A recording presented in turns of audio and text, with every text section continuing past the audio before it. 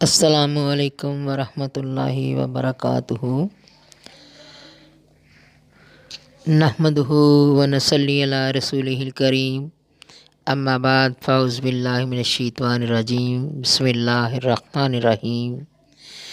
ربی اشرح لی صدری ویسر لی امری واحلل عقدۃ من لسانی یفقہوا قولی۔ ربی زدنی علما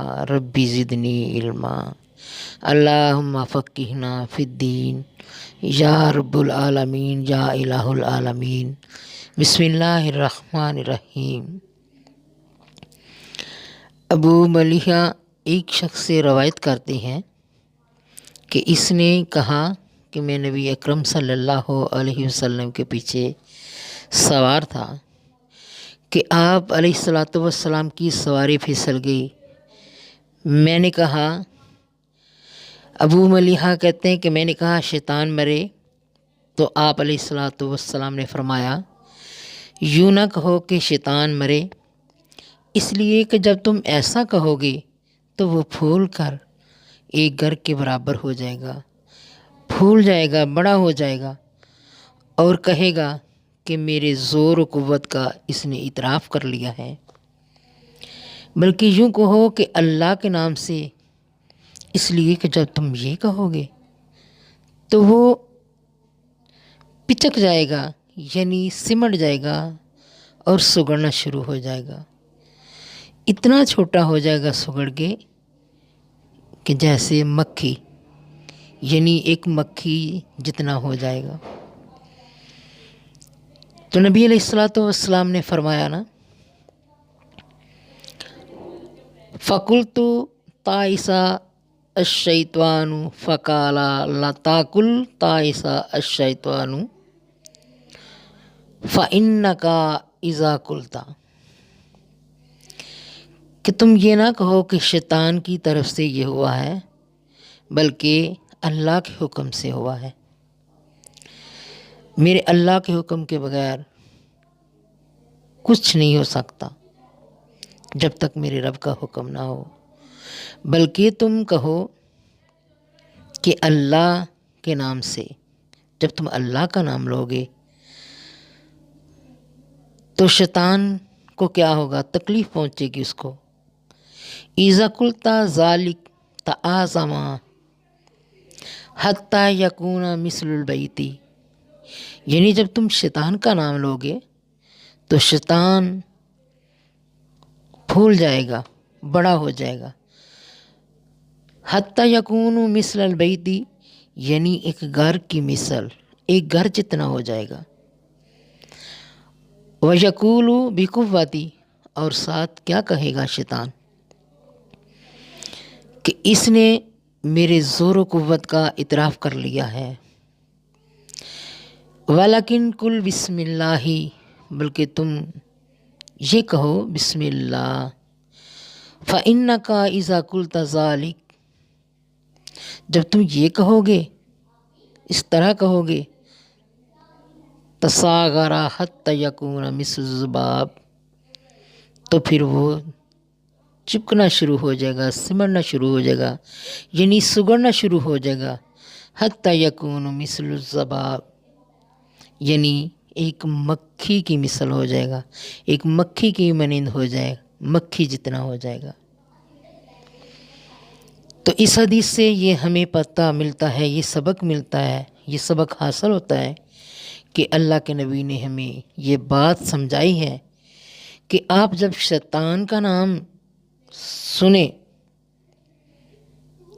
شیطان کے نام سے کہیں کہ یہ کام شیطان سے ہوا، شیطان نے کروایا، تو شیطان خوش ہو جاتا ہے کہ میرے میں اتنی قوت ہے، میں طاقتور ہوں، اور وہ پھول جاتا ہے، موٹا ہو جاتا ہے، بڑا ہو جاتا ہے کہ یہ کام میں نے کروایا۔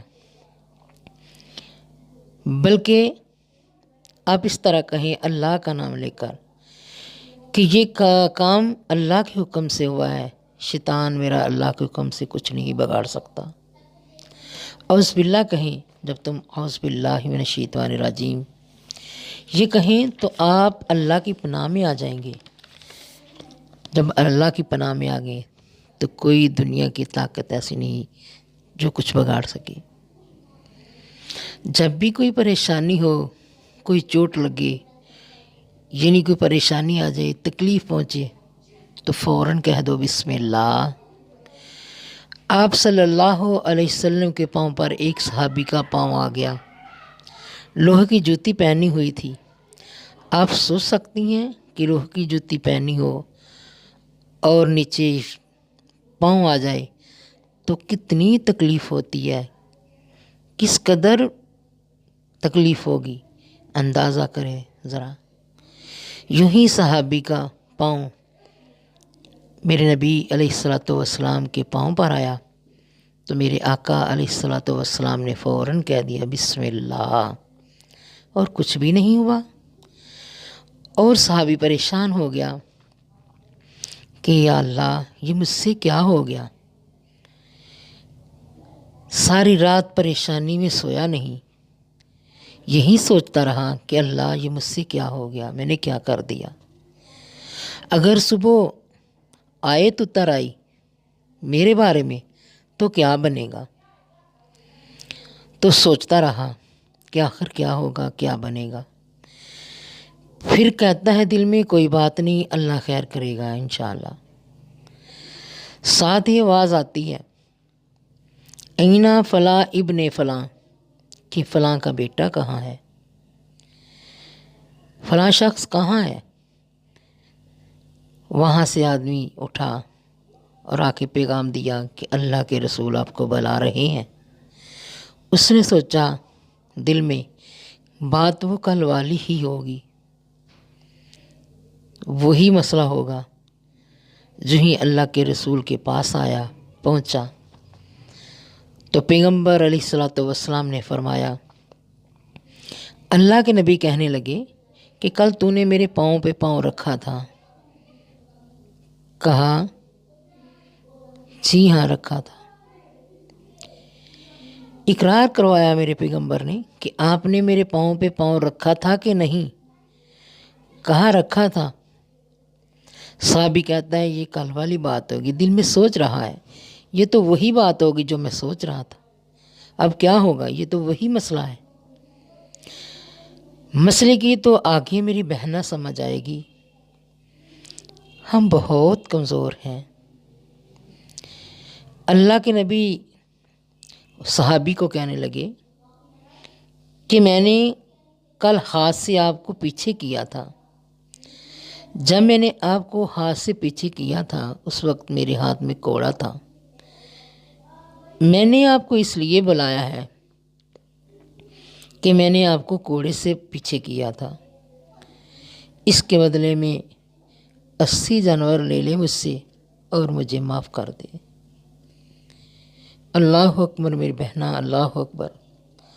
ہم تو اس نبی کی امت ہیں، اتنا رحیم نبی، اتنا اخلاق والا نبی۔ اس لیے اللہ نے اپنے قرآن میں فرمایا